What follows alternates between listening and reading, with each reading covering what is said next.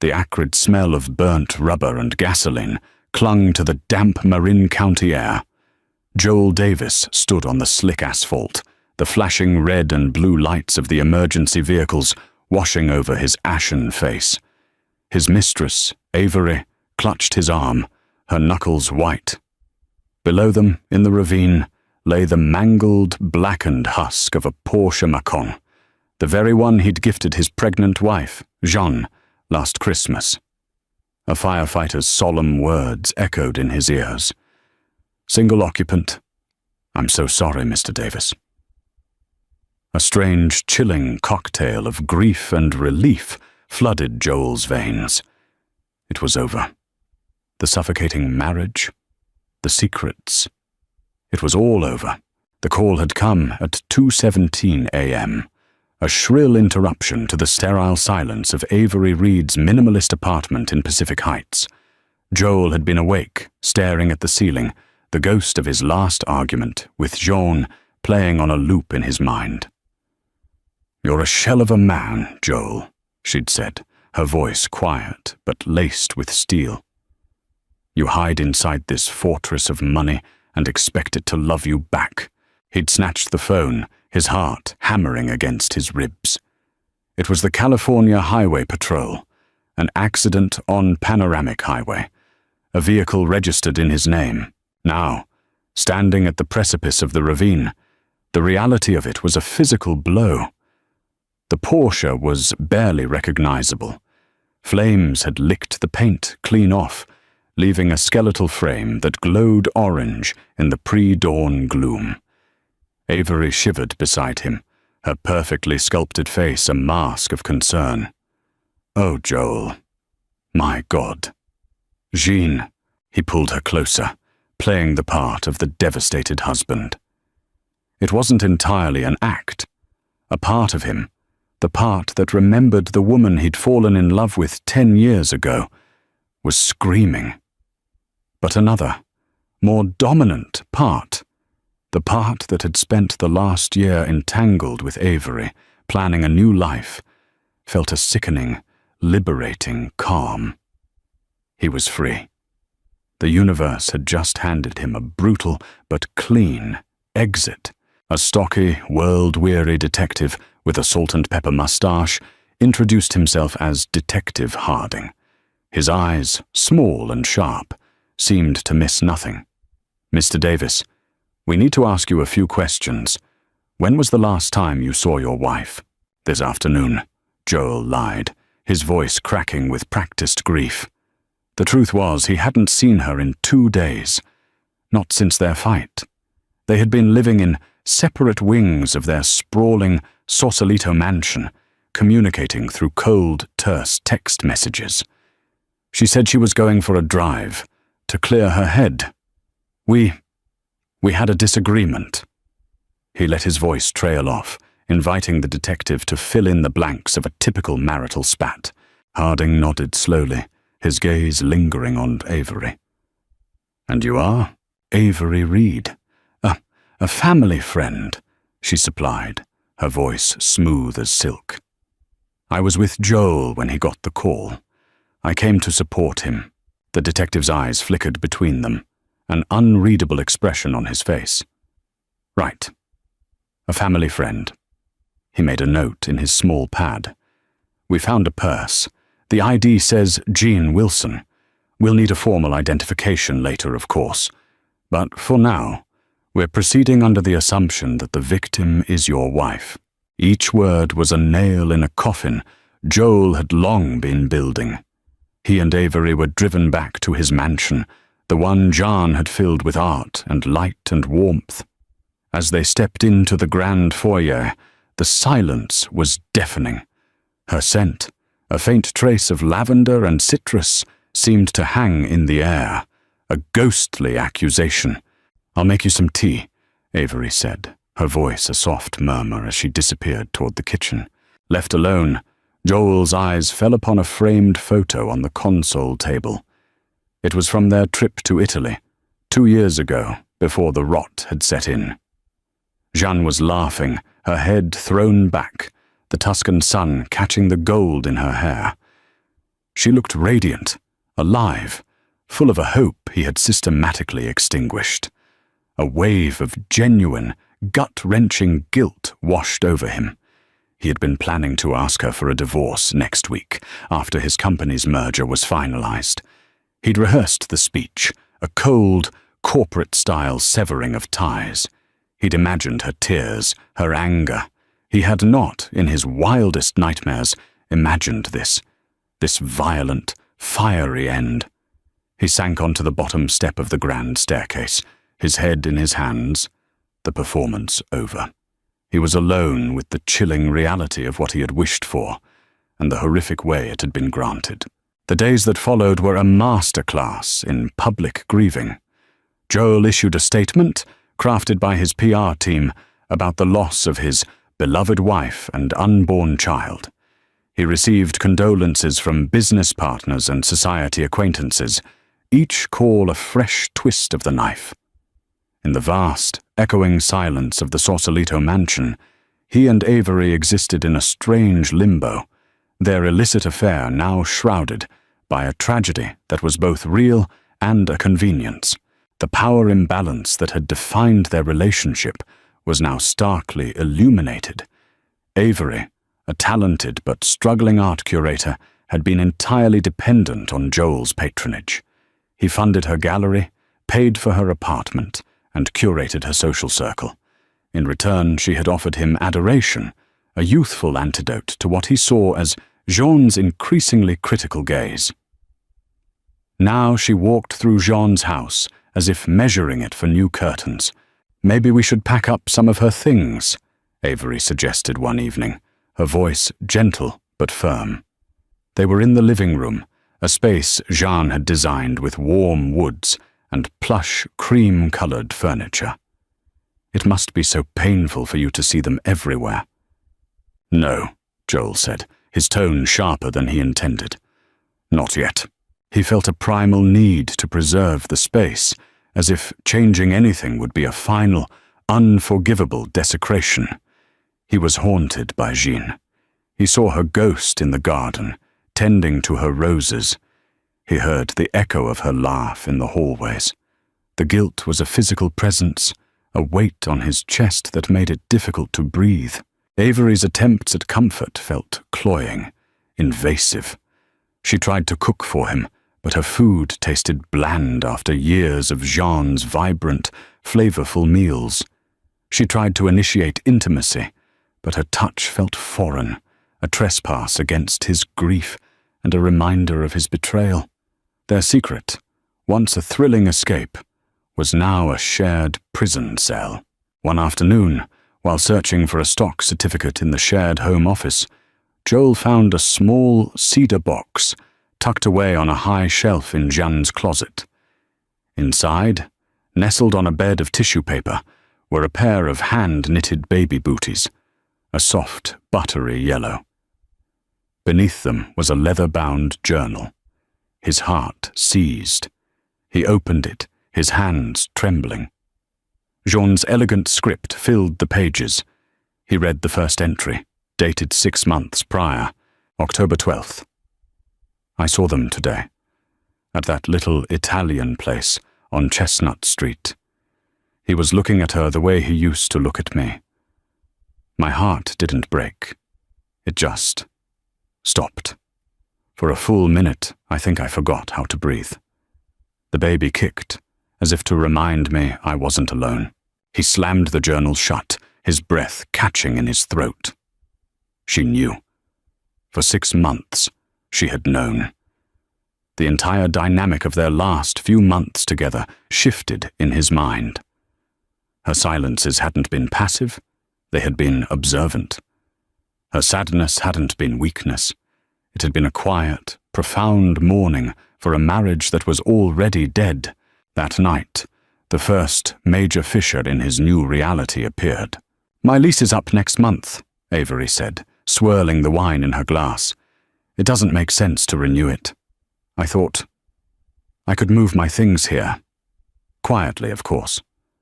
No one has to know for a while." "Absolutely not," Joel snapped. Avery's face fell. "Joel, be reasonable. We're together now. This is our home. This is her home, he thundered, the words ripping from his throat. This is the home my wife built. You think you can just waltz in and take her place? The color drained from Avery's face. Her place? Is that what I am to you, Joel? A replacement? I thought you loved me. I thought this was what you wanted.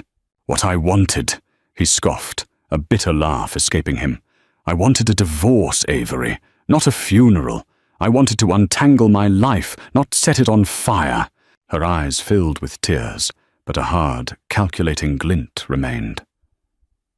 You may have the money, Joel, but don't you forget that I was the one you came to every night. I was the one who listened. I know all your secrets. You need me. The threat hung in the air, heavy and suffocating. He looked at her then, truly looked at her, and saw not the carefree artist he'd fallen for, but a woman whose ambition was as sharp and ruthless as his own. The power he'd always held over her was an illusion. In this house of ghosts they were both trapped, circling each other, the unspoken truths between them far more dangerous than the lies they told the world. The call from Detective Harding came a week after the crash. Mr. Davis, we need you to come down to the coroner's office. There are some discrepancies with the identification. Joel's blood ran cold. Discrepancies? He'd assumed the formal identification was a procedural nightmare he could avoid, that dental records recovered from the wreckage would suffice. He drove to the morgue in a daze, the pristine interior of his Tesla a stark contrast to the turmoil in his soul. The coroner's office was a place of sterile, antiseptic dread. Detective Harding met him in a small, windowless waiting room, his expression unreadable. Joel, have a seat. The use of his first name set him on edge. A woman in a white coat, Dr. Evans, entered, holding a manila folder. She had kind eyes that seemed entirely out of place in this environment. Mr. Davis, she began, her voice gentle. I am so sorry for your loss.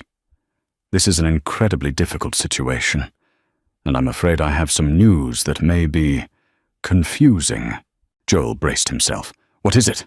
We initially made a preliminary identification based on partial dental records found at the scene, which matched those of your wife, John Wilson, Dr. Evans explained, choosing her words with care. However, standard protocol requires a DNA confirmation, especially in cases of fire. We ran the sample against a DNA profile we got from your wife's hairbrush, provided by your housekeeper. She paused, taking a deep breath. Mr. Davis, the DNA is not a match. The person in that car was not your wife. The world tilted on its axis. The air in the room seemed to thin, the fluorescent lights buzzing with an unbearable intensity. What? That's impossible. Her purse, her ID was in the car. We're aware of that, Harding interjected, his voice flat, which raises a lot of questions. Dr. Evans continued, her voice soft but insistent. There's more. The victim was a woman, likely in her late 30s, but she was not pregnant, and the final autopsy report indicates that the cause of death was not the fire or the crash itself. She died from a massive coronary event, a heart attack, likely several hours before the crash. Joel stared at them, his mind refusing to process the information. Not John, not pregnant. Died before the crash. It was a cascade of impossibilities. So who was in the car? We don't know yet, Harding said, his eyes boring into Joel's. But we're running her DNA through the national database. What we do know is that your pregnant wife, John Wilson, is officially a missing person, and the scene of her disappearance is now a potential homicide. Harding's implication was clear. This was no longer a tragic accident. It was a crime scene, and he was the prime suspect. Joel stumbled out of the coroner's office and into the glaring California sun. His carefully constructed world shattered. He drove home on autopilot, the conversation replaying in his mind, each word a shard of glass. He found Avery in the garden, snipping one of Jean's prized roses. She looked up, smiling, a picture of domestic bliss that was now grotesque. "What's wrong?" she asked, her smile faltering at the look on his face. "Joel, you're scaring me." "It wasn't her," he whispered, the words feeling alien on his tongue. "What do you mean?" "The body in the car, it wasn't Jean." Avery dropped the shears, her eyes widening in disbelief. "What are you talking about? That's crazy. It has to be her. The DNA doesn't match," he yelled, the sound raw and desperate. "She wasn't pregnant. She was dead before the crash even happened. The police think she's a missing person, Avery. A missing person. And they think I had something to do with it." A look of pure, unadulterated fear washed over Avery's face. The relief they had both secretly felt was gone, replaced by a terrifying uncertainty. Jean wasn't dead. She was out there, somewhere. The implications were staggering. Had she been kidnapped? Or, a more chilling thought began to form in Joel's mind, had she orchestrated this? The quiet, compliant wife he thought he knew was suddenly a terrifying enigma. She hadn't been a victim in a car crash. She was a ghost who had just set their world on fire and vanished into the smoke. The story exploded. Tech millionaire's pregnant wife vanishes, mystery body in wreckage. News vans camped outside the gates of the Sausalito estate. Paparazzi followed Joel's every move. His face, grim and haggard, was plastered across every news site and tabloid, the headline always some variation of "The Grieving Husband." His world, once insulated by wealth, was now a public spectacle. The board of his company, Innovate Dynamics, called an emergency meeting. Whispers followed him down the hallways of his own office building.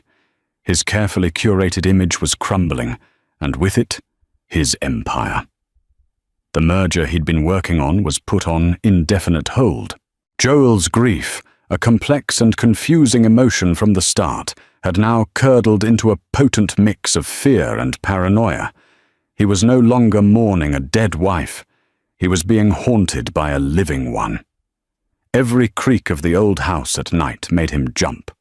Every unknown number on his phone sent a jolt of anxiety through him. Was it her? Was she watching him? He hired the best private investigator money could buy, a grizzled ex-SFPD detective named Marcus Thorne. Thorne was a man who operated in shades of grey, with a network of contacts that reached into every dark corner of the city. "She outplayed you, Mr. Davis," Thorne said bluntly during their first meeting in Joel's sanitized office. "Whoever your wife is, she's not the woman you thought you married. This wasn't a crime of passion. This was a corporate takeover of her own life." The phrase struck a chord with Joel. He began to see Jean not as the gentle artist he'd betrayed, but as a brilliant strategist, a formidable opponent. He started looking at their life together through this new lens. Her sudden interest in his offshore accounts a few months back, which he'd dismissed as idle curiosity. Her insistence on a post-nuptial agreement last year, citing a desire for personal security, which he'd found oddly charming at the time. He went back to her journal, devouring the pages he'd been too cowardly to read before. The entries were a revelation. They chronicled her discovery of his affair with Avery in cold, meticulous detail. November 5th. He left his credit card statement on the desk. L'Auberge du Soleil. A table for two. I wasn't with him. The charge was from the same night he told me he was working late on the merger. The lies are so lazy. It's insulting. December the 1st. I followed them. He bought her a painting from the gallery he funds. My money. Our money. He touched her arm, and in that one gesture, I saw our entire marriage collapse into dust.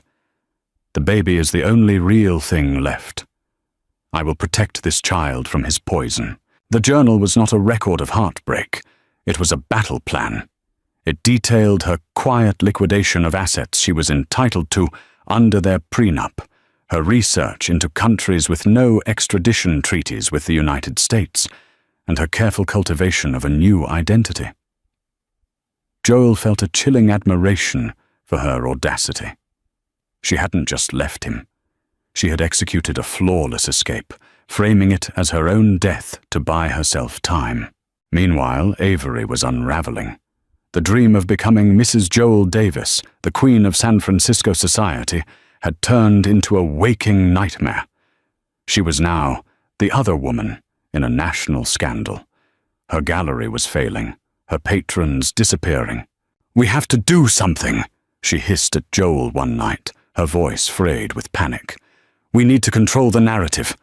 Go on TV, tell them how much you love her, how desperate you are to find her." "And what do I say when they ask about you, Avery?" Joel shot back, his patience worn thin. "Do I tell them about our romantic getaways while my pregnant wife sat at home alone? Do I tell them you were practically measuring for drapes the day after she died?" The accusation hung between them, ugly and true. The trust, already fragile, was completely gone. They were no longer partners in a secret love affair, but two co-conspirators tied to a sinking ship, each clawing at the other to stay afloat. Joel looked at the panic in her eyes and saw not love or concern, but the terrifying reflection of his own desperation. He was being hunted, not just by the police and the media, but by the ghost of a woman who was smarter, stronger, and more ruthless than he had ever imagined. Joel poured himself a third glass of scotch and opened the journal again. The house was deathly quiet, Avery having retreated to a guest room after their last explosive fight. With Marcus Thorne's words echoing in his head, Joel sought to understand the architect of his ruin. He turned to a section near the end of the journal, the pages filled with Jeanne's precise, elegant script, a stark contrast to the chaos of her plan. January 22nd. The pieces are coming together. It feels like directing a play, and all the actors are unaware of their roles. My biggest challenge was the body, a tragic necessity. I needed a fire, something to obscure identity long enough for me to disappear. I needed a Jane Doe. Joel read on, captivated and horrified. The diary detailed Jeanne's volunteer work over the past year at a city-run hospice. It was a detail he'd barely registered, dismissing it as one of her charitable hobbies. But it was there she had met a morgue attendant named Hector, a kind, lonely man burdened by the anonymity of the unclaimed bodies that passed through his morgue. February 15th. I spoke with Hector today. There's a woman, Eleanor Vance. No family, no friends. She's been in the city morgue for 2 months. Her records show a history of heart disease. She matches my general height and build. Hector is hesitant, but he sees the pain in my eyes. I told him a partial truth, that I was escaping an abusive husband, that I feared for my baby's life. He believes me. People are good, Joel. That's something your cynicism will never let you understand. The level of meticulous planning was staggering. The diary described how she used a burner phone to coordinate with Hector. On the night of the crash, he had signed out Eleanor Vance's body for a late-night transfer to a crematorium, a transfer that would never happen. Jean met him in a desolate parking lot, the body wrapped in a blanket in the back of his van. She'd paid him enough cash to start a new life somewhere far away, a small price for her own. March 5th. Staging the scene was the hardest part. I drove my car, my beautiful, ridiculous cage, to the overlook on Panoramic Highway. I put Eleanor in the driver's seat. It felt profoundly wrong, a violation. I whispered an apology to her, a promise that I would live a life worthy of this second chance. I placed my purse on the passenger seat, my wallet and ID inside. Then I poured the gasoline. The smell will stay with me forever. I used a simple timed igniter, a trick I learned from an old movie. As I walked away into the darkness, I didn't look back. I couldn't. The final entries were written from a hotel room near SFO. They were a mix of resolve, fear, and a deep, aching sadness for the man she had once loved. March 6th. It's done. By the time they find the car, I will be on a flight to Lisbon. I chose Portugal for its beauty, its quiet grace, and its lack of an extradition treaty. I'm not a criminal, but I know Joel. When he realizes what I have done, his pride will be wounded, and he will come for me with all the power his money can buy. He won't come with love, but with rage. He'll want to possess me, to punish me for my audacity. My only regret is this child will never know her father. But the man I married died long ago. He was replaced by a hollow man, a man who values acquisitions over affection. I am not destroying our family, Joel. I am saving what's left of it. Me and this baby. We are what's left. Joel closed the journal, the leather cool against his clammy hands. The scotch offered no comfort. He felt stripped bare, his entire perception of his marriage, of his wife, incinerated. He had seen her as a beautiful, passive object, his wife, the artist, the mother of his child-to-be, a part of his portfolio of success. He had never once considered the fierce, brilliant and wounded woman underneath. He had underestimated her profoundly, and in doing so, he had not only lost her, but he had also unleashed a force he could never hope to control. The diary wasn't just a collection of secrets. It was a verdict, and it had found him guilty on all counts. The investigation was stalled.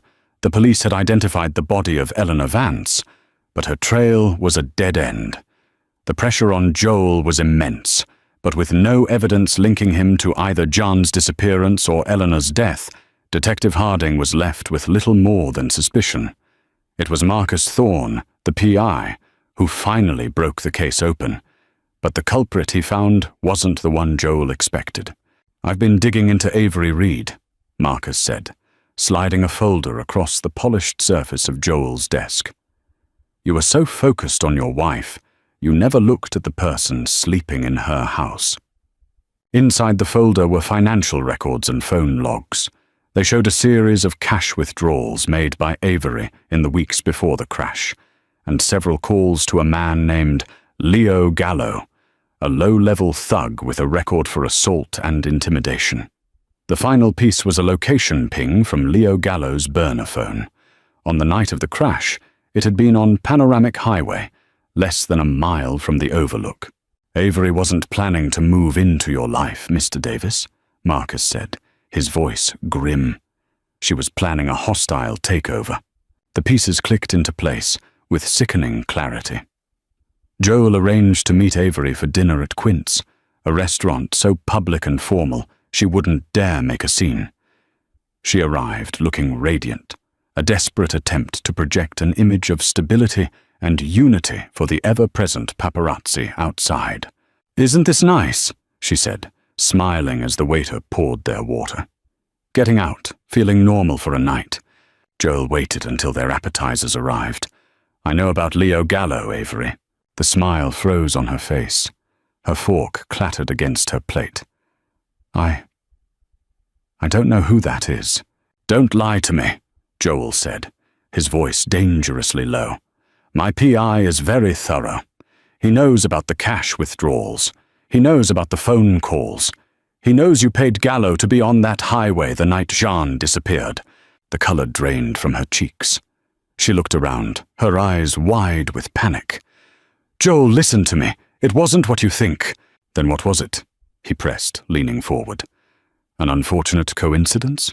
Her facade crumbled, replaced by a raw, desperate honesty. I just wanted to scare her. That's all. I hired him to run her off the road, just a little bit. Enough to shake her up." Her voice dropped to a venomous whisper. "Enough to cause a complication with the pregnancy." Joel felt a profound wave of nausea. This whole time, he had been the villain of the story, the unfaithful husband whose actions drove his wife away. But there was another betrayal, another layer of darkness he had never seen. "You wanted her to lose the baby," he stated, the words tasting like poison. "My child?" "Our child!" she hissed back, her composure gone. "I was supposed to be the one to give you a child, Joel, an heir. She was in the way. She and her baby were an obstacle to the life you promised me." Her confession laid her ambition bare. She hadn't been in love with him. She had been in love with his life, his name, his power. She saw Jean not as a person, but as a position she was entitled to. In her mind, the baby was a strategic threat to her own ascendancy. "You were preempted, weren't you?" Joel realized aloud, a cold horror dawning on him. Jean's plan, her staged accident, it happened before your thug could even get to her. She saved herself from you. The power dynamic had not just shifted, it had inverted. He, the great Joel Davis, the master of the universe, had been a pawn in a vicious game between two women, one fighting for her freedom, the other for a crown. He had been so blinded by his own arrogance and guilt that he had failed to see the viper he'd invited into his bed. He stood up, throwing a few $100 bills on the table. "You are a monster, Avery." He walked away, leaving her alone at the table, the architect of a failed coup. He felt no triumph, no anger, only a profound, soul-crushing emptiness.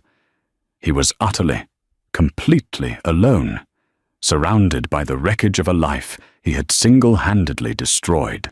The next morning, Joel walked into the SFPD headquarters and handed Detective Harding a file containing everything Marcus Thorne had uncovered on Avery Reed. He answered Harding's questions with a detached, clinical precision, laying out the timeline of Avery's withdrawals, her calls to Leo Gallo, and her confession at the restaurant. Avery's arrest was a media spectacle. She was photographed being led from her gallery in handcuffs, her face a mask of shocked indignation. The narrative shifted instantly. Joel Davis was no longer the prime suspect, but another victim of a conniving mistress. Sympathy, a foreign concept to him for months, began to trickle back his way. But Joel found no relief, no satisfaction in Avery's downfall. It was just another body in the wreckage he had created. He retreated to the mansion, now a monument to his failures. The silence was no longer just quiet, it was accusatory. Every room held a memory of Jean, every object a testament to a happiness he had carelessly discarded. He hit rock bottom. The days blurred into a haze of expensive scotch and sleepless nights. He stopped going to the office, ignoring the frantic calls from his board. He was adrift in a sea of regret, haunted by the final words of Jeanne's diary. "The man I married died long ago." It was Marcus Thorne who pulled him from the brink. The PI let himself into the house one afternoon to find Joel unshaven, drunk, and staring blankly at a television screen, flashing images of Avery's arraignment. "This is a pathetic look for you, Davis," Marcus said, his voice devoid of pity. He switched off the TV. "Your wife beat you. Your mistress played you. The world thinks you're either a killer or a fool. You can either drown in this expensive mausoleum, or you can decide what kind of man you're going to be from now on." The words were brutal, but they were true. For the first time in months, something pierced through the fog of Joel's self-pity. He looked around the room, at the life he had built and the life he had shattered. He was the common denominator in all of it. His ambition, his infidelity, his monumental ego. The next day, he started to clean up his own mess. He called his lawyers, not to fight, but to surrender. He convened a press conference. Standing before a wall of cameras, looking tired but sober, he did the one thing no one expected. He took responsibility. My wife, Jean Wilson, is a brilliant and courageous woman, he began, his voice steady. Her disappearance was not the result of foul play, but an act of self-preservation. She left because I betrayed her trust, our marriage, and the family we were supposed to build. My infidelity created a toxic environment, not just for her, but for others, like Avery Reed, who was driven by a desperation that I helped to create. He didn't make excuses. He didn't ask for pity. He laid his failings bare for the world to see. He announced he was taking an indefinite leave of absence as CEO of Innovate Dynamics to focus on addressing my profound personal failings. In the weeks that followed, he began the quiet, unglamorous work of dismantling his own empire. He sold his shares in the company, his fleet of cars, his vacation homes. He wasn't trying to hide his assets. He was liquidating them, converting his soulless fortune into something tangible, something that could be used for good. He funneled the money, hundreds of millions of dollars, into a single, irrevocable trust. A trust in the name of the only two people who mattered now, Jean Wilson and her unborn child. It wasn't a bid to win her back. It was an act of penance. Marcus Thorne's reach was long. 2 months after Joel's public confession, the PI found her. Lisbon, he said over the phone. She's living in the Alfama district. She has a daughter. Born 6 weeks ago. A daughter. The words hit Joel with the force of a physical blow. A daughter he had never seen, whose birth he had missed, whose life he had already so profoundly damaged. He knew he had no right to see her, no right to disrupt the peaceful new life Jean had built. But he had to try, not for reconciliation, but for a final, necessary closure. He flew to Portugal with no entourage and no agenda. He checked into a modest hotel and walked the cobblestone streets of Lisbon, a city vibrant with a life he felt he didn't deserve. He found her address, a charming apartment with a small balcony overflowing with bougainvillea. He didn't knock. Instead, he wrote a letter, his hand unsteady. He told her he was in Lisbon. He explained the trust fund he had set up, emphasizing that it came with no strings attached, no expectations. It was simply what she and their daughter were owed. I would give anything to see my daughter, even just once, he wrote. But I will understand completely if you say no. Your peace is more important than my closure. Whatever you decide, I wish you a lifetime of the happiness I took from you. He left the letter with the concierge and waited. For 2 days, he heard nothing. He was preparing to fly home, his quiet request denied, when a text message lit up his phone. It was from an unknown number. Praça da Alegria, tomorrow, 10 a.m. Don't be late. The next morning, he found her sitting on a bench in the small, sun-dappled park. She looked different, stronger, more serene. The haunted look in her eyes was gone, replaced by a calm resolve. In a stroller beside her, sleeping peacefully, was a tiny, perfect baby with a wisp of dark hair. Joel approached slowly, his heart pounding. "Jean." "Joel," she said, her voice even. There was no anger, no bitterness, only a quiet finality. He couldn't take his eyes off the baby. "She's beautiful." "Her name is Hope," Jean said softly. The name was a punch to the gut. He finally met John's gaze, and for the first time, he let her see the full depth of his remorse. "I'm sorry," he whispered, the words inadequate but utterly sincere. "For everything. For the lies, for Avery, for breaking what we had. I am so sorry." He handed her a folder containing the documents for the trust. "This is for you, for Hope, so you'll never have to worry about anything. So you can be free." Jean looked at the papers, then back at him. She saw not the arrogant tycoon she had fled, but a broken man trying to piece himself back together. It wasn't the past he was trying to buy back, but a sliver of a decent future. She didn't offer forgiveness.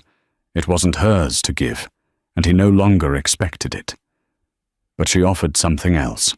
"Thank you, Joel," she said, and a flicker of the warmth he remembered returned to her eyes. "This is a good thing you've done." They sat in silence for a few more moments, two strangers bound by a shared history and a child. Then she stood up. "We have to go." He nodded, knowing this was it. As she turned to leave, Hope stirred, her tiny eyes fluttering open. For one breathtaking moment, her gaze met his. It was a fleeting, innocent connection that would have to sustain him for a lifetime. Jean pushed the stroller away, disappearing into the vibrant life of the city. Joel watched until she was gone, a profound sense of loss mingling with a quiet, unfamiliar feeling. It wasn't happiness. It was peace. He had faced his reckoning, and in letting her go, he had finally, mercifully, unburdened his own soul. 6 months later, Jeanne stands on her sun-drenched balcony in Lisbon, laughing as Hope takes her first wobbly steps toward her. She is surrounded by the bright colors of a new life, her past a distant memory, her future her own to write. She is resilient. She is dignified. She is free. Thousands of miles away, in San Francisco, Joel tutors underprivileged teens at a non-profit community center. His life is smaller, quieter, but more meaningful than it has ever been. Once a month, an anonymous email arrives containing a single photo of a smiling, growing girl named Hope. It is a quiet act of grace, a reminder not of what he lost, but of the one good thing that came from the wreckage. He has not found a second chance at love, but something far more valuable, a second chance at being a man of character. A quiet, hard-won redemption. This story is a testament to the strength it takes to start over, and the peace that comes from taking responsibility. If you were moved by Joel and John's journey, please like this video, share it with someone who appreciates a story of resilience, and subscribe for more tales of complex lives and powerful transformations. Robert Kemp had everything a man could dream of: a billion-dollar empire, a penthouse that scraped the New York skyline, and a wife whose beauty was the envy of his circle. But from his sterile glass office, 30 floors above the city, he watched the storm clouds gather, an ominous mirror to the tempest brewing in his own home. He had become a ghost in his marriage, haunted by ambition and a secret that lived on his phone under a different name. He believed he had all the time in the world to fix it, to choose his wife, Rachel, and their unborn child. But that night, as the rain lashed against the windows and he saw her frail figure collapse on the slick pavement below, he realized time had just run out. He thought the tragedy was the storm, the collapse, the betrayal. He was wrong. The real storm was what she did next. The penthouse felt less like a home and more like a museum exhibit on wealth. It was all clean lines, Italian marble, and floor-to-ceiling windows that offered a god's-eye view of Manhattan. Robert Kemp stood before one of these windows, not admiring the view, but watching his own reflection superimposed over the sprawling city lights. He saw the sharp cut of his Tom Ford suit, the glint of his Patek Philippe watch, and the weary set of his jaw. He was the king of this kingdom, but the crown felt heavier than it ever had. Behind him, Rachel moved through the cavernous living room like a whisper. She used to fill this space with laughter and the scent of the oil paints she loved. Now, her presence was almost apologetic. He heard the soft clink of a ceramic mug on the granite countertop. "Robert, I made some chamomile tea," she said, her voice soft, trying to find a crack in the wall of his focus. "Thanks, Lena," he murmured, his eyes still locked on the phone in his hand. The numbers on the screen represented the final push for the Aperture Tech acquisition, a deal that would cement his legacy, a deal worth more than most small countries. It was all he could think about. She drifted closer, her hand resting tentatively on his arm. He flinched, almost imperceptibly, a reaction born of a guilt so profound it had become a part of his physical wiring. He'd been working late for months. Working was the official term. Isabel Moreau, the brilliant and ruthless head of his European division, was the unofficial one. Their relationship was a transaction of ambition and convenience, a sterile affair that took place in 5-star hotels and private jets. A world away from this home he was slowly poisoning. "You seem so far away," Rachel said, her thumb stroking the sleeve of his suit. "Is everything okay with the deal?" "It's the final stretch. High stakes. You know how it is," he said, the excuse tasting like ash in his mouth. He finally turned to her, really looking at her for the first time all evening. Her normally vibrant face was pale, and there were faint, lavender shadows under her kind, brown eyes. She was wearing one of his old, oversized cashmere sweaters, and it only emphasized her fragility. He felt a pang of something, not just guilt, but a deep, aching loss for the man he used to be with her. The man who would have dropped everything to listen. "I have something to tell you," she said, a nervous energy fluttering in her voice. "Something that might help. Ground us again." He forced a smile, pocketing his phone. "I'm all ears." She took a deep breath and led him to the sofa, her hands trembling slightly as she held his.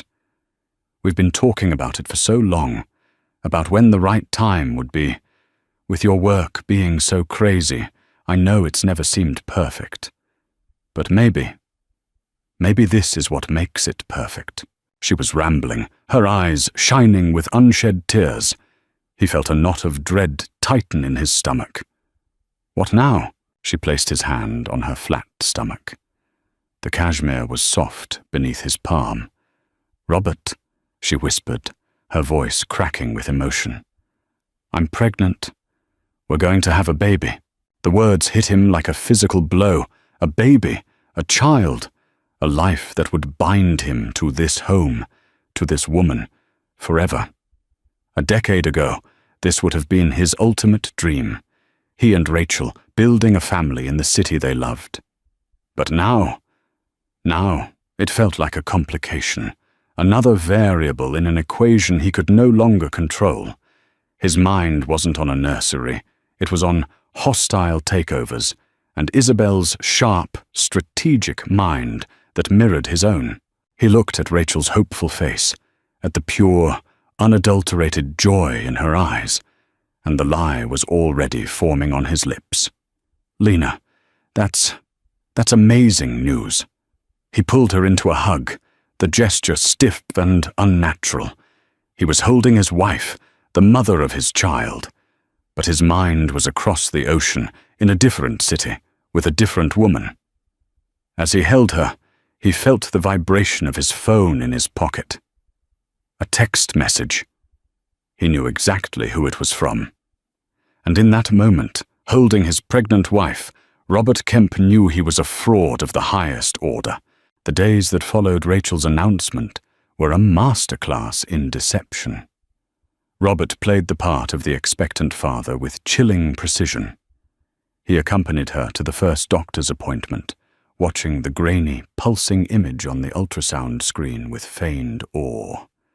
He held her hand, squeezed it at the right moments, and said all the right things. "A heartbeat," he'd whispered, his voice thick with a performance that deserved an award. Our baby's heartbeat.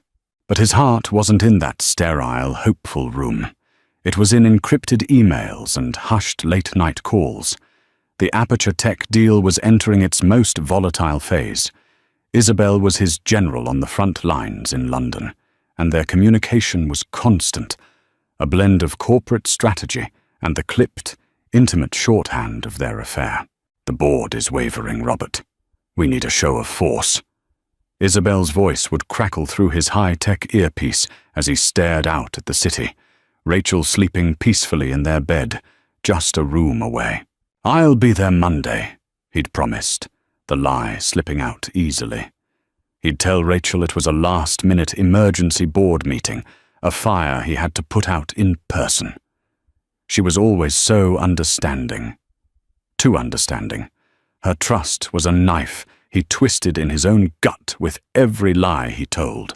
Rachel, meanwhile, tried to build a nest in their cold, modern penthouse. She brought home books on parenting, fabric swatches for a nursery, and organic prenatal vitamins that sat accusingly on the kitchen counter. She was trying to build a bridge back to him, brick by hopeful brick, and he was letting her do it, knowing a tidal wave was coming. The storm, both literal and metaphorical, began on a Thursday night. A fierce nor'easter was barreling toward the city, and the sky had been a bruised purple all day. Robert was on a conference call in his home office, the door shut but not quite latched. It was a tense negotiation with Aperture's primary shareholders, and Isabel was on the line from London, her voice sharp and commanding. "They're trying to leverage the media against us, Robert. We need to kill that narrative before it gets legs," Isabel said, her French accent sharpening with urgency. "I'll have my PR team draft a statement immediately," Robert replied, pacing the length of the office. "No, it needs to come from you. A personal touch," she insisted. "You'll be here Monday. We can strategize over dinner Sunday night. Just us." There was an intimacy in her tone that was more than professional. A shared history of battles, won in the boardroom and celebrated in the bedroom. "I miss you," she added, her voice dropping to a near whisper. Meant only for him. He didn't respond to that part, acutely aware of the paper-thin walls of his life. But it was too late. Rachel had been walking past the office, a plate of sliced apples in her hand, a peace offering for his stressful day. She'd heard Isabel's voice, a voice she recognized from company galas and shareholder reports. But it was the tone that made her freeze, the possessiveness, the familiarity. "I miss you." The three simple words landed like stones, shattering the fragile glass of her denial. She pushed the door open slightly. Robert stood with his back to her, silhouetted against the window where lightning was beginning to fork across the sky. He was completely absorbed, a different man from the one who had smiled at the ultrasound. This was the real Robert, the one she had been losing for months. He ended the call and turned, finally noticing her in the doorway. The plate of apples slipped from her numb fingers, shattering on the marble floor. The sound was like a gunshot in the silent apartment. "Lena?" he asked, his face a mask of concern, but his eyes, for a split second, flashed with the panic of being caught. "Who is Isabel Moreau to you, Robert?" she asked, her voice quiet and dangerously steady. It wasn't an accusation. It was a simple, devastating question. "She's my colleague, head of the European division. You know that," he said, taking a step toward her, his hands raised in a placating gesture. "Don't," she warned, holding up a hand. The first tear escaped, tracing a path down her pale cheek. "Don't lie to me." I heard her. The way she spoke to you, the air crackled with a tension that rivaled the storm outside. The first fat drops of rain began to splatter against the windows, like accusations being thrown from the heavens. He could see the dawning, horrific realization in her eyes. The later nights, the sudden trips, the emotional distance, all the scattered pieces were clicking into place for her, forming a picture of betrayal so ugly it stole her breath. "Rachel, it's not what you think," he began, the most pathetic and predictable of all clichés. "Isn't it?" she whispered, her gaze dropping to her stomach, her hand instinctively moving to shield the tiny, innocent life within. "Or is it exactly what I think?" The shattered plate on the floor was a prelude. The real explosion came next. Rachel's quiet devastation erupted into a storm of grief and rage that had been brewing for months. "All this time," she choked out, her voice raw. "All those late nights you were closing a deal. All those trips to put out fires. Was she the fire, Robert? Was our marriage the thing you were trying to escape?" Robert felt the walls of his carefully constructed world crumbling around him. Every lie, every evasion was being laid bare under the harsh light of her pain. "Rachel, it's complicated. The business—" "Don't you dare hide behind your business!" she shrieked, the sound foreign and terrifying coming from her. "This isn't about business. This is about us. This is about you looking me in the eye at our first ultrasound and telling me you loved me while you were sleeping with another woman." The rain was a torrential downpour now, hammering against the windows in furious, percussive blasts. The wind howled, a symphony for their marital collapse. "It wasn't like that," he insisted, his voice rising. It was a mistake, a symptom of the pressure I've been under." "A mistake?" she repeated, a hollow, bitter laugh escaping her lips. "A mistake is forgetting to pick up milk. A mistake is not setting the alarm. This is a choice. You chose to betray me. You chose to betray our child before it's even born." Her words were daggers, each one finding its mark.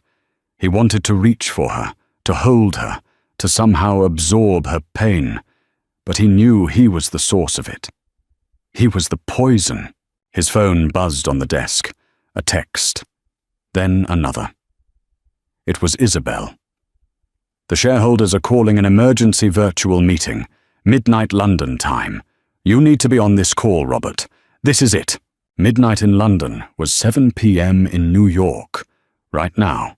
He glanced at his phone, a flicker of instinct, and Rachel saw it.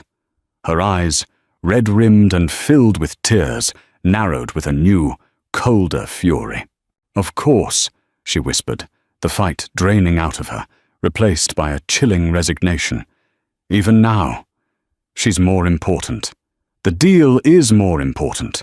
"Lena, that's not true," he said, but his voice lacked conviction. He was torn. The call was the culmination of 2 years of work, his legacy, his empire. But his wife, his pregnant wife, was falling apart in front of him. "I need some air," she said numbly, turning and walking toward the door, her movements robotic. "Air! Rachel, look outside! There's a hurricane out there!" he yelled, panicked. "Where are you going?" "Away from you," she said, her voice flat. She pulled on a thin raincoat, her hands shaking too much to properly button it. I can't breathe in here anymore. I can't breathe the same air as you." She pulled the heavy door open and stepped out into the hallway. He started to go after her, but his phone buzzed again, this time with a call. It was his COO. "Robert, you need to get on the line now. They're threatening to walk." He was frozen in a moment of impossible choice. His entire professional life on one line, his entire personal life walking out the door. In a moment of catastrophic misjudgment, driven by the adrenaline of the deal, he chose the call. "I'll just stabilize this. Then I'll go after her," he told himself. "She'll just go down to the lobby and cool off." He answered the call, his voice a strained, false calm. "I'm here. Let's handle this. He walked back to the window of his office as he talked, his words about market caps and shareholder value a meaningless drone in his ears. He scanned the street below, searching for her. And then he saw her. Rachel hadn't gone to the lobby. She had walked out onto the street, into the full fury of the storm. The wind whipped her raincoat around her, and the rain plastered her hair to her face. She looked small and lost, a solitary figure in the chaos of the weather. She took a few unsteady steps, then swayed. From 30 floors up, it was like watching a silent movie. He saw her hand go to her stomach. He saw her knees buckle. He saw her collapse onto the wet, glistening pavement, a fallen leaf in a raging river. No, he breathed into the phone. The voices of the shareholders faded into a dull roar. The billion-dollar deal vanished. The only thing in the world was the image of his wife, his pregnant wife, lying motionless in the middle of a storm he had created. He dropped the phone. It clattered to the floor, the voices still chattering from the speaker. He didn't hear them. He was already running, his heart pounding a frantic, terrifying rhythm against his ribs. He had made his choice, and it was the wrong one. The elevator ride down felt like an eternity. Robert jabbed the lobby button repeatedly, his mind a maelstrom of panic and regret. The calm, calculating CEO was gone, replaced by a terrified husband. He burst out of the building's grand entrance, the doorman shouting after him, and ran into the deluge. The rain was cold and stinging, soaking his suit in seconds. He saw her immediately, a small heap on the dark, rain-slicked asphalt. A taxi swerved violently to avoid her. "Rachel!" he screamed, his voice swallowed by the wind. He reached her side, dropping to his knees on the pavement. Her face was terrifyingly pale, her eyes closed. He felt for a pulse in her neck, his fingers clumsy and shaking. It was there. Faint, but there. "Somebody help!" he roared at the indifferent city. "Call 911. He gently cradled her head, trying to shield her from the worst of the rain with his own body. "Lena, I'm so sorry," he whispered, the words a useless, pathetic mantra. "Please wake up. Please be okay." The wail of a siren cut through the storm's howl. Paramedics were there within minutes, their movements efficient and urgent. They loaded Rachel onto a stretcher, her face stark white against the red canvas. Robert tried to climb into the ambulance with her, but a paramedic held him back. "Sir, we need room to work. Follow us to Lenox Hill Hospital." The ambulance doors slammed shut, and it sped away, its lights painting streaks of red and white on the wet streets. Robert was left standing alone in the storm, dripping and broken. For the first time, he felt the true weight of his actions. This wasn't a negotiation he could win or a problem he could throw money at. This was a consequence, real and terrifying.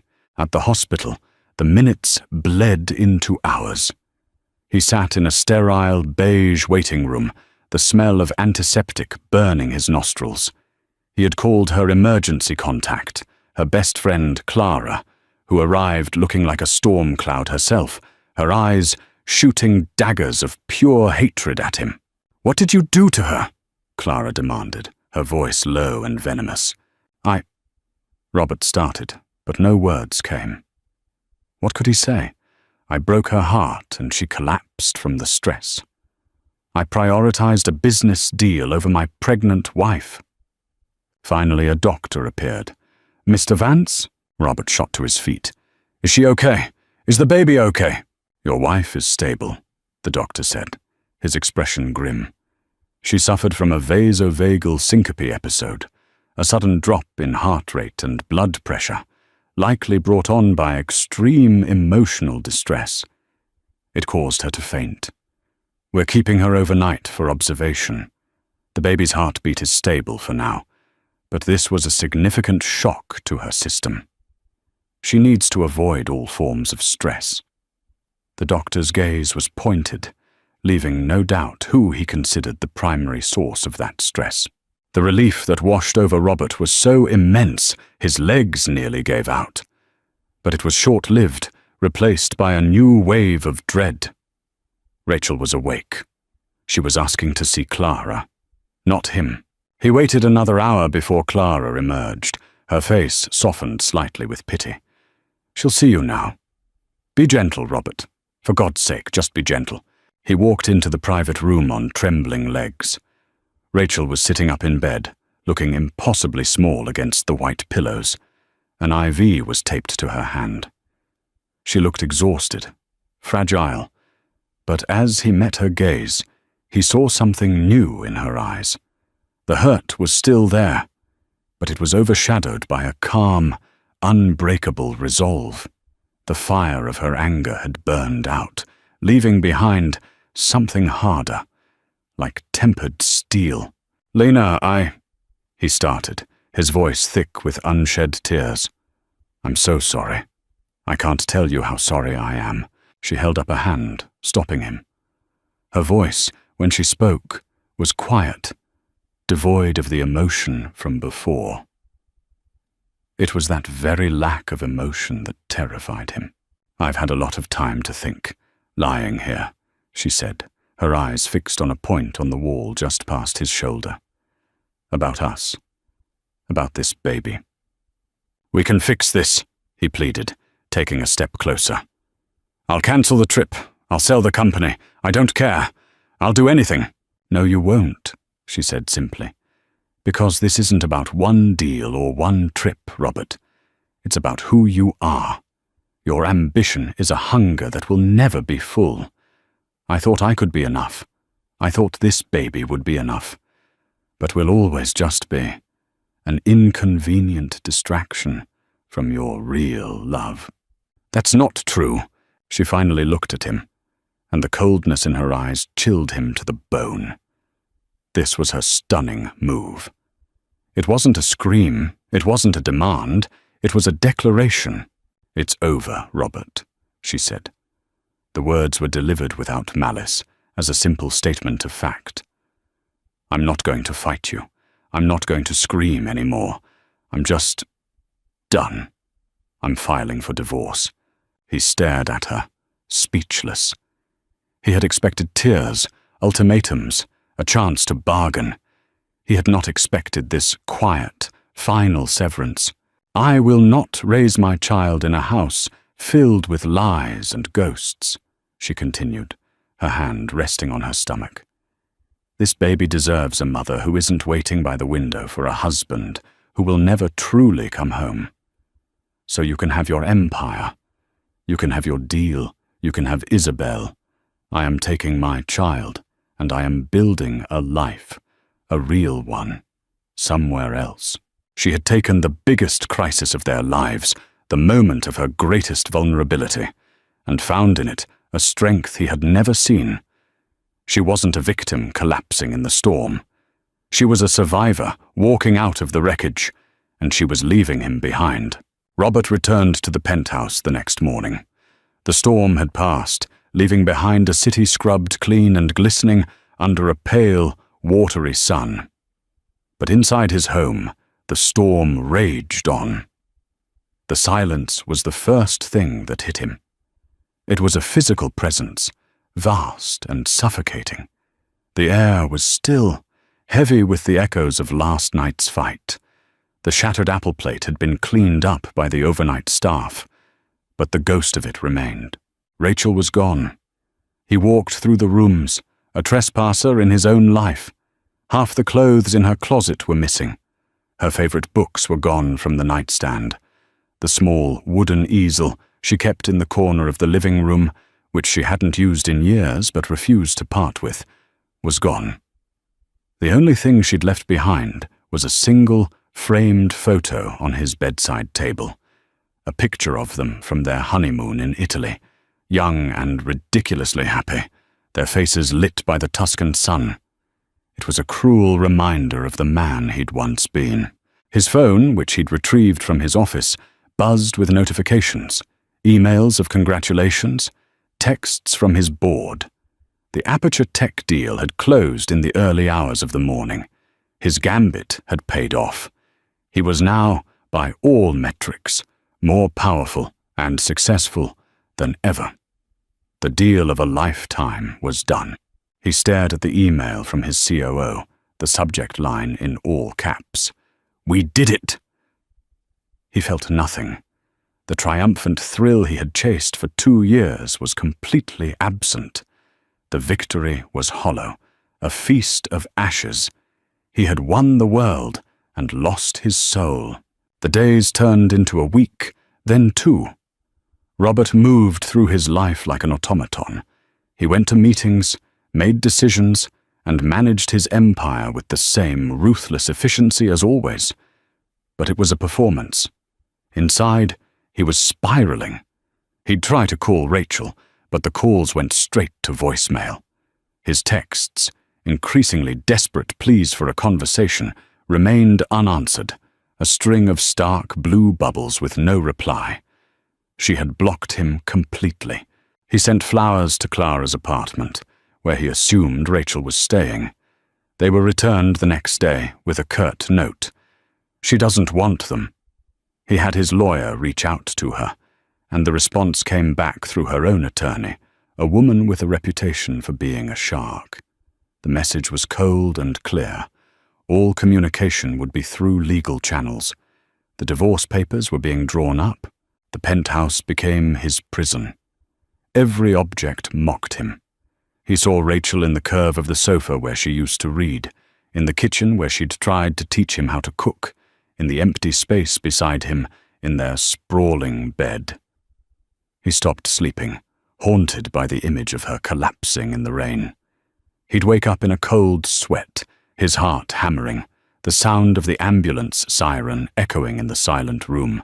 One night, drowning in whiskey and self-loathing, he found a box in the back of a storage closet. It was filled with Rachel's old sketchbooks. He sat on the floor and flipped through them. There were charcoal sketches of the city, watercolors of flowers, and countless portraits of him. Early in their relationship, she had drawn him constantly. Robert laughing, Robert sleeping, Robert staring thoughtfully into the distance. She had seen him, really seen him, with an artist's eye and a lover's heart. The last drawing in the final book was from a year ago. It was a sketch of his back as he sat at his desk, his face illuminated only by the glow of his laptop. The drawing was stark, lonely, and unfinished. She had stopped seeing his face and only saw his back. She had seen him turning away long before he had. The realization was a gut punch. This wasn't a sudden implosion. It was a slow, creeping decay he had been too blind and too arrogant to notice. His ambition hadn't just been a distraction. It had been an eraser, slowly wiping away the color and life from their marriage, until only a faint, sad outline was left. He finally called Isabel. She answered, her voice bright and victorious. "Robert, I was wondering when you'd call to celebrate. I've booked our usual spot at Le Bernardin for tonight." He stood up, the sketchbook still in his hand, and walked to the window overlooking the city he had conquered. "It's over, Isabel," he said, his voice flat and dead. There was a pause. "The deal is done, Robert. What's over?" "Us," he clarified. "This, whatever it was. It's over." It was a mistake. He could hear her sharp intake of breath, the surprise and indignation, but he didn't care. He ended the call before she could reply, tossing the phone onto the sofa. Ending it with Isabel wasn't a solution. It was just one small, pathetic step on a long, dark road of atonement. He had to fix himself before he could even begin to ask for a chance to be a father to his child.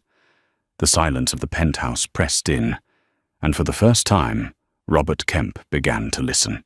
While Robert was rattling around in his gilded cage, Rachel was starting over in a small, second-bedroom apartment in Brooklyn that belonged to her friend, Clara. The place was cluttered with books, half-finished canvases, and the comforting scent of coffee and turpentine. It was a world away from the sterile perfection of the penthouse, and for the first time in a long time, Rachel could breathe. The first week was a blur of exhaustion and grief. She slept, cried, and ate the simple, nourishing meals Clara put in front of her. She felt hollowed out, a fragile shell of the woman she used to be. The trauma of the collapse and the subsequent hospital stay had left her physically weak, and the doctor's warning to avoid stress felt like a cruel joke. Her entire life was stress, but as her physical strength slowly returned, something else began to stir within her. A flicker of the old Rachel, the artist, the woman who existed before she became Mrs. Robert Kemp. One afternoon, Clara came home from her job as a gallery curator to find Rachel staring at a blank canvas that had been leaning against the wall. "I haven't painted in 3 years," Rachel said softly, her hand hovering over the pristine white surface. "Robert, he said the fumes weren't good for the penthouse's air filtration system." Clara snorted. Robert wouldn't know a real thing if it hit him in his custom-tailored suit. The only thing he filters is his conscience. She put a comforting hand on Rachel's shoulder. Maybe it's time to make a mess. That evening, Rachel picked up a piece of charcoal. Her hand felt clumsy at first, the muscle memory buried under years of disuse. But then, she began to draw. She didn't think. She just let the emotions flow out of her fingertips and onto the canvas. She drew the storm, not the literal one, but the emotional tempest that had been her life. Dark, swirling lines, flashes of jagged white, and at the center, a small, protected space, a calm eye in the hurricane. It was raw, chaotic, and deeply honest. For the next few months, painting became her therapy and her salvation. She poured all her pain, her anger, and her burgeoning hope into her work.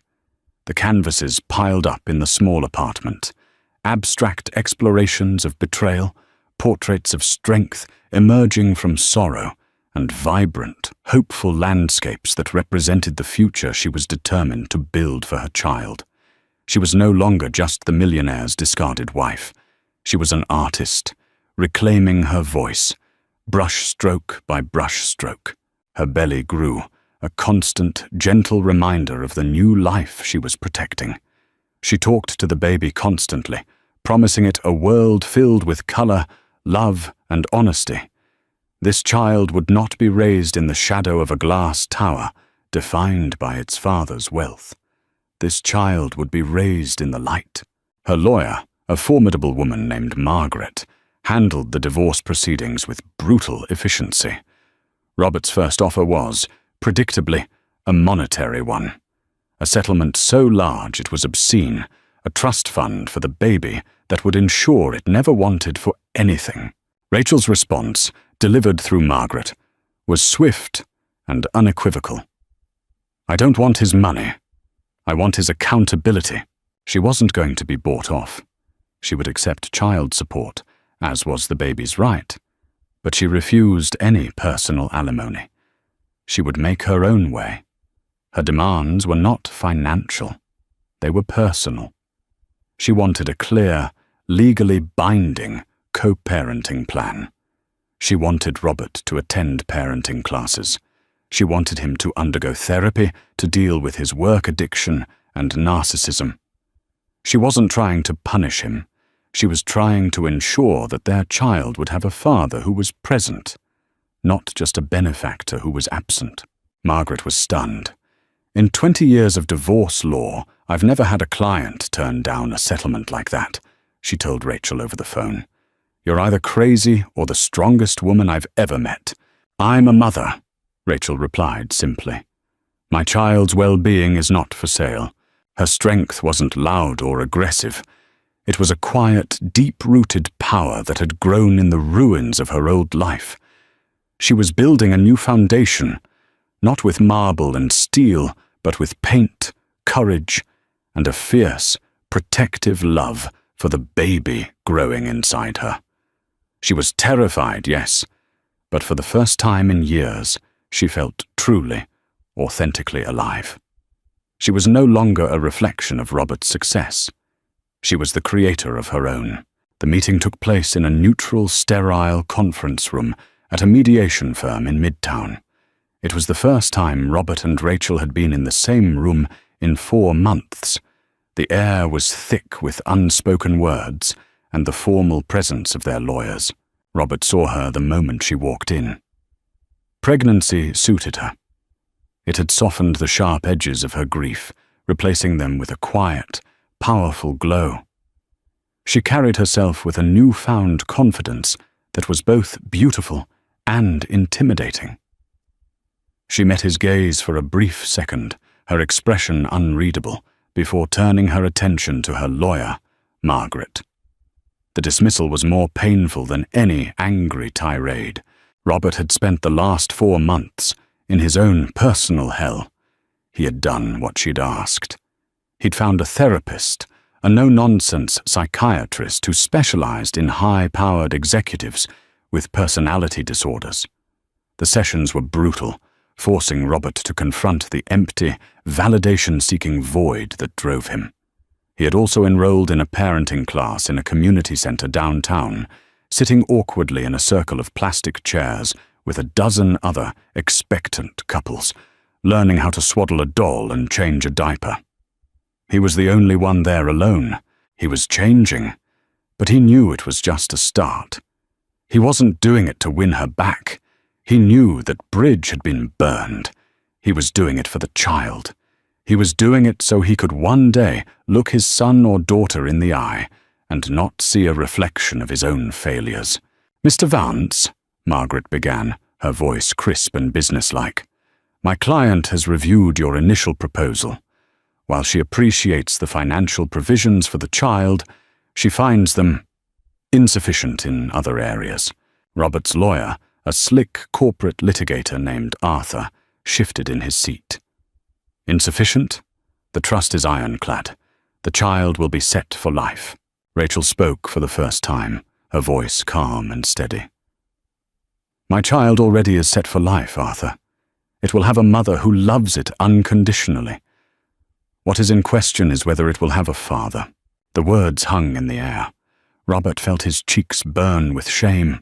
"Rachel is proposing a detailed co-parenting agreement," Margaret continued, sliding a thick document across the polished table. "It outlines visitation schedules, holiday arrangements, and decisions regarding education and healthcare. It also includes several stipulations." Arthur picked up the document and began to read, his eyebrows rising higher with every page. "Mandatory therapy sessions for Mr. Vance to continue for a minimum of 2 years. Completion of 3 separate parenting courses. A probationary period of supervised visitation for the first 6 months. This is unorthodox." "This is non-negotiable," Rachel said firmly. Robert didn't even look at the document. He looked at Rachel. "I'll do it," he said, his voice quiet but clear. Arthur turned to him, astonished. "Robert, let's discuss this. Some of these clauses could be seen as punitive." "They're not punitive, Arthur. They're prudent," Robert said, never taking his eyes off Rachel. "She's right. I haven't earned the right to be called a father yet. I need to show that I can be one." He turned his full attention to his estranged wife. "I'll sign it. I'll do all of it, Rachel, and more. Whatever it takes." For the first time, a flicker of surprise registered in her eyes. She had expected a fight, a negotiation, another example of him trying to leverage his power. She had not expected this quiet, immediate capitulation. "The agreement also states," Margaret added, pressing on, "that you are not to have overnight contact with Isabel Morrow or any other romantic partner during your parenting time for the first 5 years. This was the final test, a direct shot at the source of the betrayal. Isabel and I are no longer associated, personally or professionally," Robert stated, his voice even. "She resigned from the company 2 months ago. That clause will not be an issue." The room fell silent. Rachel stared at him, truly seeing him for the first time since that horrible night.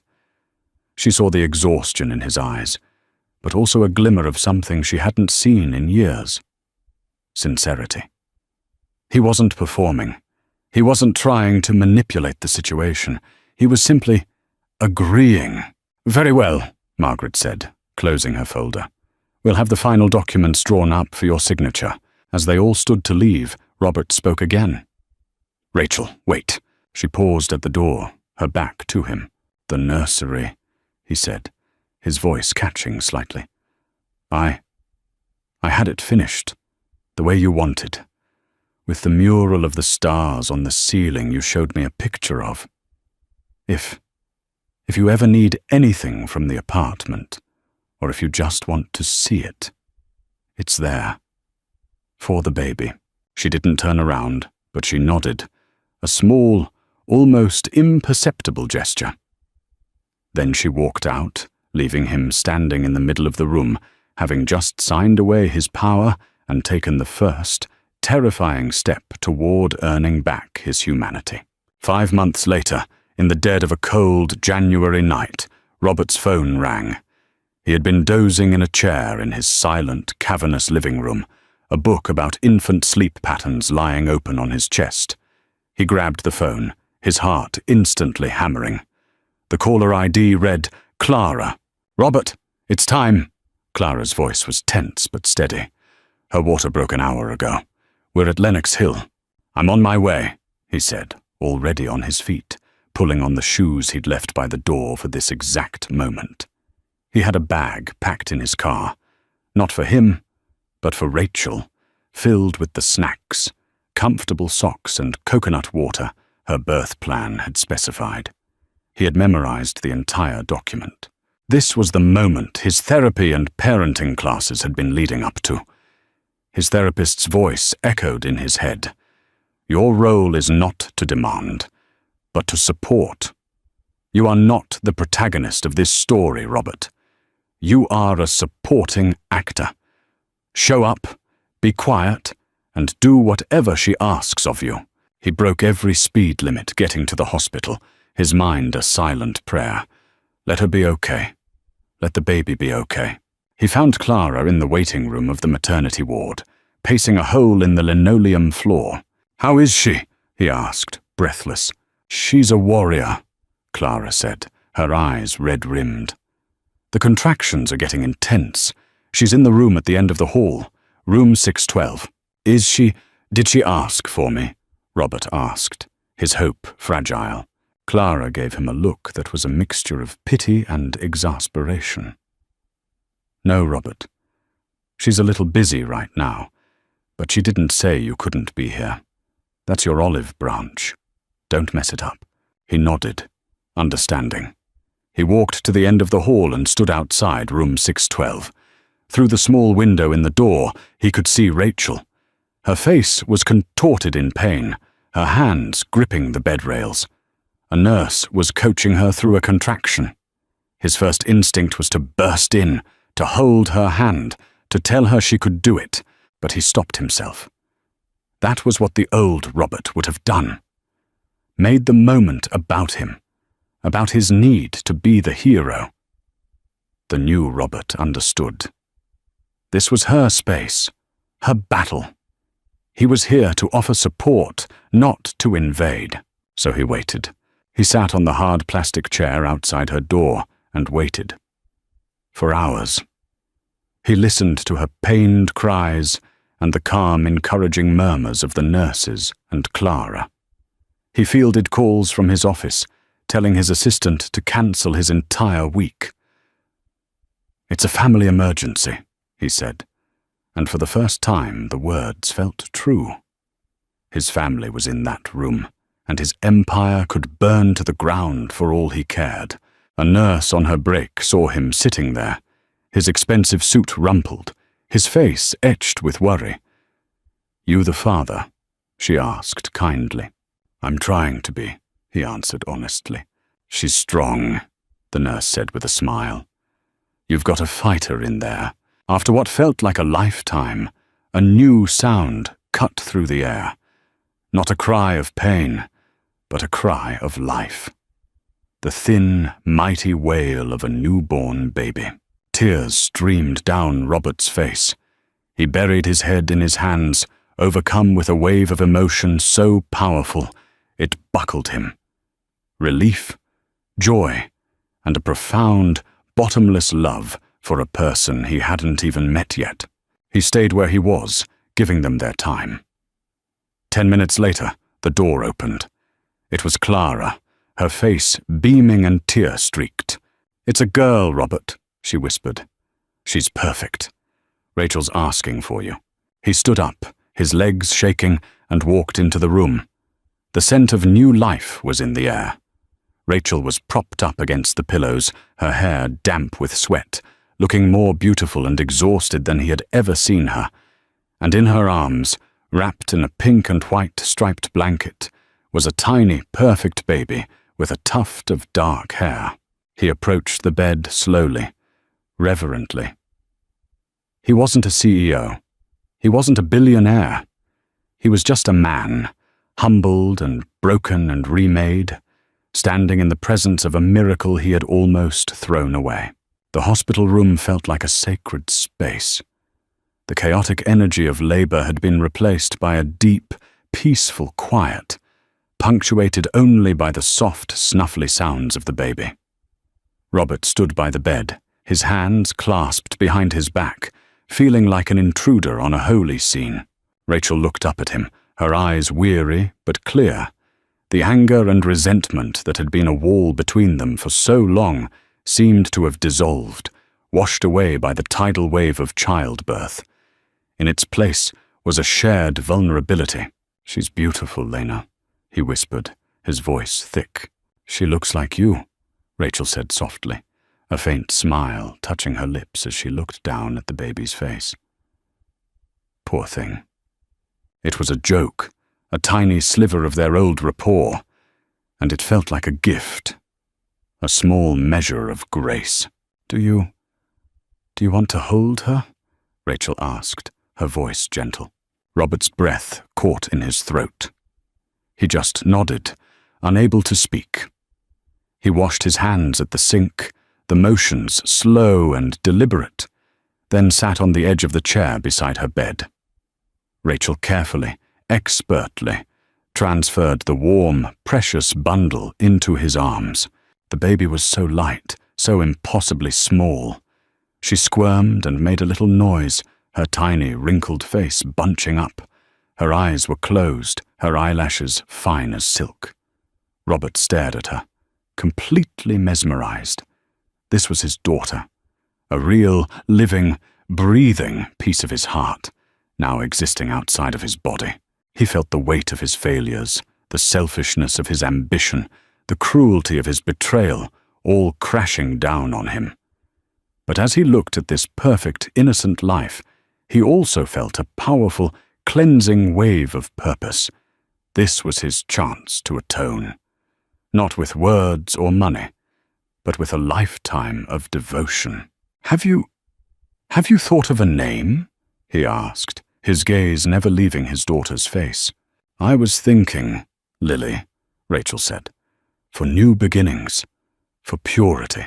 "Lily," Robert repeated. "Lily Vance. It's perfect." He looked up at Rachel, his eyes swimming with tears. "Thank you, Rachel, for this gift, for not shutting me out completely." "She deserves a father," Rachel said, her voice tired but firm. "Whether you deserve to be one is up to you to prove from this moment on."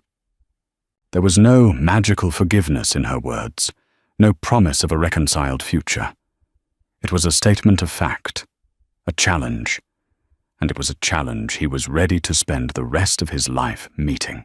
He spent the next hour just holding Lily, studying every detail of her face, letting her tiny fingers curl around his thumb. He and Rachel didn't talk much. They didn't need to. They were no longer husband and wife, but they were now linked in the most profound way possible. They were parents, co-creators of this new life. When a nurse came in to check on Rachel, Robert carefully handed Lily back to her mother. As he stood up to leave, to give them space, he paused. "I meant what I said, Lena," he said quietly, "about doing whatever it takes. I know I broke our life, but I will not fail this one. I will not fail her." Rachel simply nodded, her eyes on the beautiful baby in her arms. He walked out of the hospital into the crisp, pre-dawn air. The sky was beginning to lighten in the east, painting the city in shades of soft pink and grey. The world felt new. The old Robert Kemp had died in that silent, lonely penthouse. The man who walked out of the hospital was someone different. He was Lily's father, and that was a title he was determined to earn. 2 years passed. Life did not snap back into a fairy tale. There was no grand romantic reunion.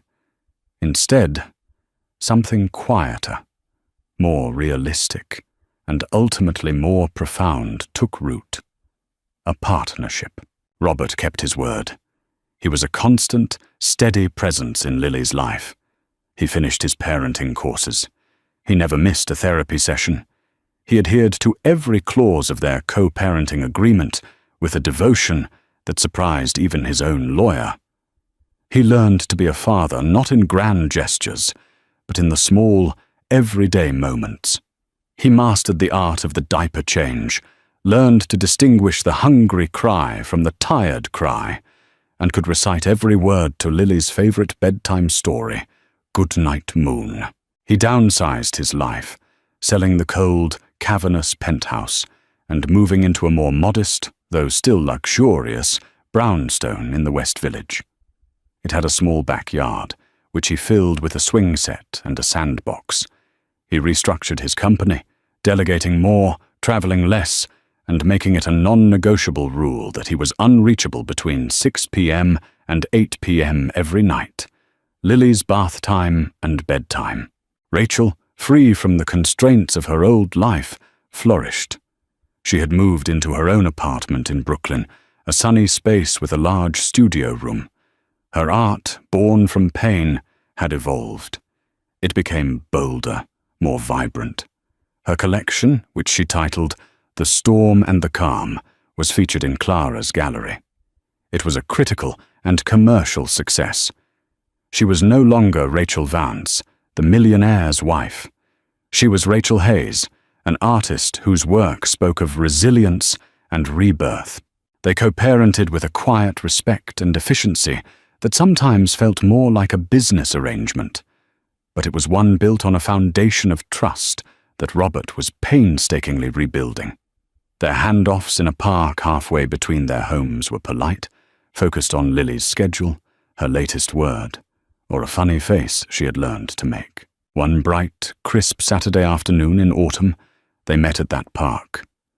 Lily, now a bubbly toddler with her father's intense eyes and her mother's warm smile, was taking her first truly confident steps. She toddled on unsteady legs across the grass, a look of fierce concentration on her face. Robert and Rachel sat on a bench, a comfortable distance between them, watching her. "Her daycare teacher says she's the most determined child in the class," Rachel said, a proud smile on her face. "When she wants something, she doesn't give up." "She gets that from her mother," Robert said, his gaze soft as he watched his daughter. He meant it. He had once mistaken Rachel's kindness for weakness. He now knew it was the bedrock of a strength he could only dream of possessing. Rachel looked at him, a genuine, unguarded warmth in her eyes. "She gets it from both of us." It was a small acknowledgement, but it felt monumental. A recognition that they were a team, that Lily was a perfect fusion of their best parts. Lily, having successfully navigated a treacherous patch of grass, stopped and looked back. She saw both her parents watching her. She grinned, a wide, toothy grin, and then, for the first time, she walked a straight line, right from the spot where she stood, across the space that separated them. She walked away from her mother and straight into the waiting, open arms of her father. Robert lifted her up, burying his face in her soft curls, his heart swelling with a love so pure and powerful it almost hurt. He looked over at Rachel, who was watching them, her face illuminated by the afternoon sun. Their old love story was over. The book closed forever. But as they sat there, two separate people bound by a shared love for their child, it felt like they were just beginning to write a new one. It wasn't a story of romance, but one of redemption, respect, and the quiet, enduring grace of a second chance. The canvas of their future was different than they had ever imagined, but it was, in its own way, beautiful. Robert and Rachel's journey shows us that sometimes the greatest tragedies can lead to the most profound transformations. Their story is a powerful reminder that it's never too late to change, and that true strength isn't about never falling, but about how we choose to get back up and rebuild. What did you think of Rachel's decision to leave and build her own life? Could you forgive Robert? Let us know your thoughts in the comments below. If this story touched your heart, please like this video, share it with someone who might need to hear it, and subscribe for more powerful, true-to-life stories that explore the depths of the human heart.